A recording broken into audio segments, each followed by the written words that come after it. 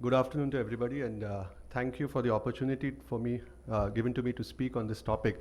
I think I was specially selected to speak on this because as a practicing VR surgeon, I do not perform any of these surgeries, whether it's ECC, SICS or phaco. So I think I'm apt to speak about it. When we talk about extracapsular cataract surgery, it's a surgery that we know was devised in 1753 by Jacques Daviel. And really, we're talking about a surgery that has undergone some modifications, no doubt, but is essentially 250 years old. And that's one of the other pioneers of this kind of surgery. As a patient, I'm sure there's no debate which we would prefer in our eyes. And as a teacher, I think this is an important question we should pose ourselves. Would you rather have your students doing an outdated surgery superbly or an era-relevant surgery competently?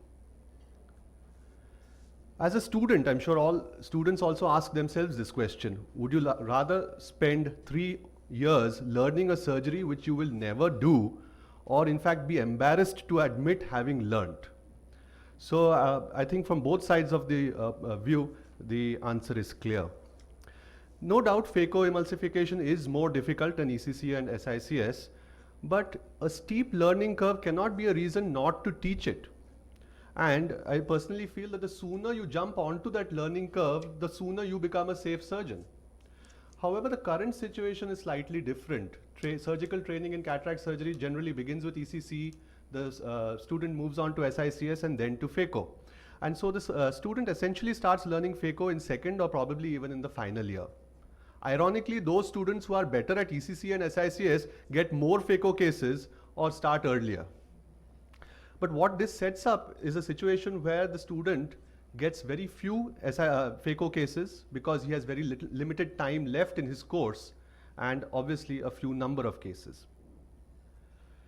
So we end up with students completing their post-graduation without the ability to confidently perform phaco.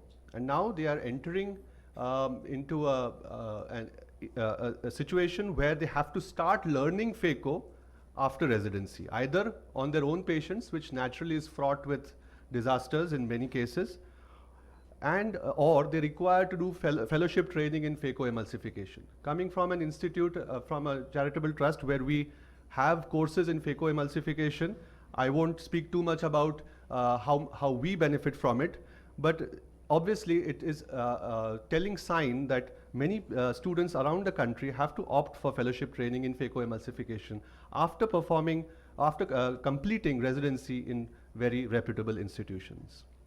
So the ideal situation, as has been discussed already, is there should be a wet lab setup in a training institute. A surgical simulator, however expensive, if there is a single center in a city, a lot of medical colleges can opt to send their students there for training.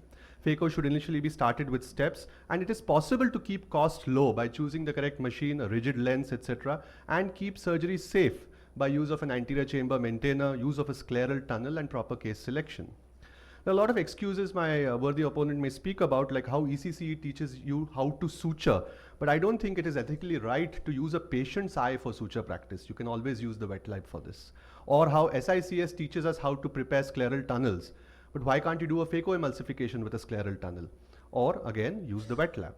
So I think we need to move ahead with the times and let not a sense of history and how things have always been done be an impediment to progress.